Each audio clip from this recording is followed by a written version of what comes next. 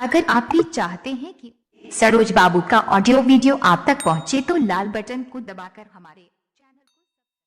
को presented by Unique Films Saroj recording studio DJ Hariom Basantpur DJ Hariom Basantpur DJ Hariom Basantpur केहू औरी से दिलवा लगाई के हो जतारू तू हमके भुलाई के हो केहू औरी से दिलवा लगाई के हो जतारू तू हमके भुलाई के हो काहे जीते जिद हलू आई हो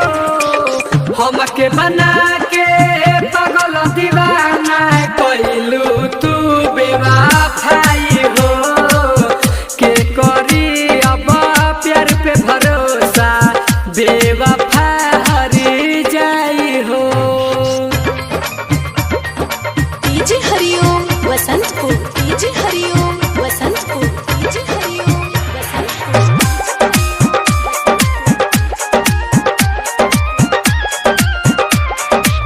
तू तो उजारी के चल जाइबू दुनिया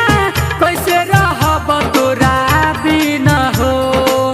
हमरो जिंदगिया में काके अंधेरा कट रंगीन तो रोजीना हो कट रंगीन तो रोजीना हो तू तो उजारी के चल जाइबू दुनिया कैसे रहब तोरा बिना हो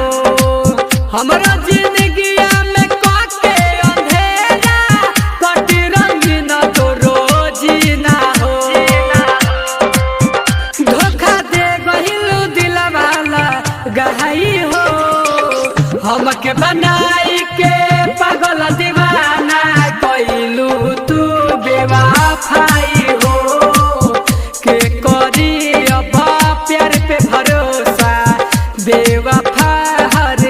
जाई हो presented by Unique Films DJ Hariom Basantpur DJ Hariom Basantpur DJ Hariom Basantpur DJ Hariom याद तो टून टून के दिहलू हो जखम नहीं बा कवनो इलाज हो दिलवा लगाई के दिलवा से तू तो पूछत नहीं खुहाल हो पूछत नहीं खुहाल हो याद तो टून टून के दिहलू हो जखम नहीं बा कवनो इलाज हो दिलवा लगाई के दिलवा से तू तो पूछत नहीं खुहाल हो अजित प्रेमी के गइलू भूल हई हो हमके बनाई के पागल दीवाना कइलू तू बेवफाई हो के करी अब प्यार पे भरोसा बेवफा हर जाई हो केहू औरी से दिलवा लगाई के हो जतारू तू हमके भुलाई के हो काहे जीते जिद हलू आई हो